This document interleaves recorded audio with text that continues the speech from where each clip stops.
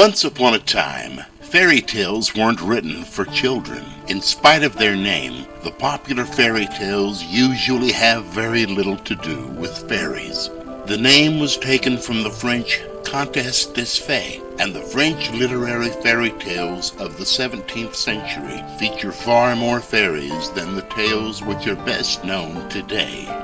Although large numbers of fairy tales were written in 17th century France, most of the tales which are still told and retold now are far older in origin.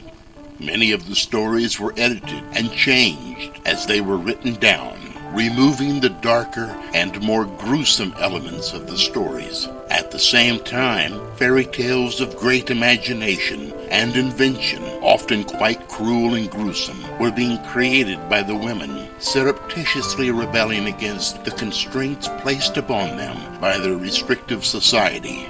They were not written for children.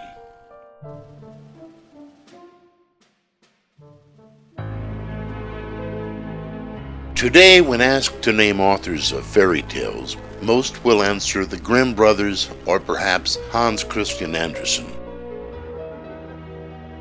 Throughout history, fairy tales have been women's stories, passed down orally by the mothers and grandmothers. When the tales began to be a literary form, the number of output of female authors vastly exceeded that of the males. The Grimm brothers collected their tales from peasants and edited them to suit their audience. The Grimm brothers saw how the tales bewitched young readers. They started fixing things. Tales gradually got softer, sweeter, with greater morals, yet all the polishing never rubbed away the solid heart of the stories, read and loved in more than 160 languages. Danish author and poet Hans Christian Andersen's fairy tales have been translated into well over 100 languages and continue to be published in millions of copies all over the world. As a young boy, Andersen displayed great intelligence and imagination, a trait fostered by the indulgence of his parents and by the superstitions of his mother. The great difference between Andersen and the brothers Grimm is the fact that while the brothers gathered their tales from an endless source of existing folklore, Andersen's tales were all original creations.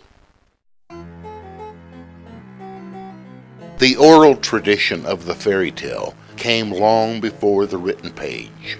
Tales were told or enacted dramatically rather than written down, passed along from generation to generation. From the start, fairy tales have been enacted.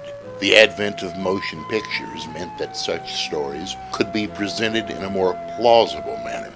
The Disney movie Snow White and the Seven Dwarfs, made in 1937, was a groundbreaking film for fairy tales, and indeed, fantasy in general. Disney's influence helped establish this genre as children's movies. The ancient tales have their own lives, each with unique, eccentric qualities. Part of the richness is that the same story will have different lessons for each person who listens. Opening ourselves to greater significance in familiar stories requires a certain tenderness of spirit. The notions will be fragile at first. We must hold them gently for a time until they deliver their message to us. The effects of what we learn might well last for a lifetime.